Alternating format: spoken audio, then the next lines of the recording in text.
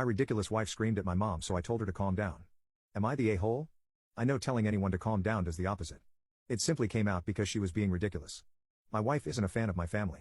None of them have done anything to her personally, but she states it's because all of them give her backhanded comments or unsolicited advice. I've never noticed it and refused to take her word for it because my family is super kind. She's told me she's tired of dealing with all the negative comments from my family. That's understandable, but it takes zero effort to be civil for my sake.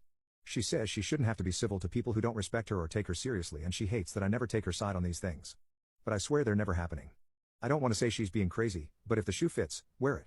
Anyway, my wife gave birth a month ago to our daughter. On Sunday, I invited my mom and a few other family members down to meet the baby.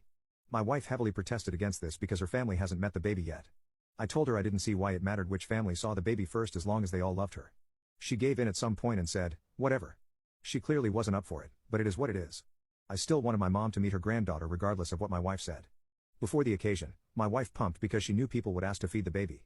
Problem is, my daughter has never used a bottle, as she's strictly breastfed. My wife was pissed from the moment my family walked in through the door. She said her pleasantries, but didn't even talk to them or was rude in answering any questions they had. What got her in a worse mood was how much the baby was being passed around. She was so red, I just told her to take a shower or something to cool off. She refused because she needed to be there to watch and make sure nothing happened. I hated that she didn't trust my family at all with our daughter, as if they came here with the intent to harm her. They were all just showing love to her and being super kind. But no, my wife was not having it. When the baby started crying and she wasn't passed back to my wife despite my wife saying she wanted her back, I knew this was it. Luckily, she didn't cause a scene. Well, that was until the baby started getting fed. My mom had the baby and was feeding her the pumped breast milk. That's when the baby started choking on the bottle. My mom is slow, so she recognized the issue, but didn't sit her up as quickly as my wife liked. So, my wife immediately stepped in and took the baby to sit her upright. My mom said, I have kids, you know. I know what I'm doing. I'm not effing stupid.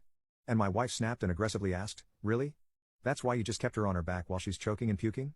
She eventually handed the baby back off to my mom, but then the baby choked again and my wife just lost it because again, my mom didn't sit the baby up with urgency like my wife wanted.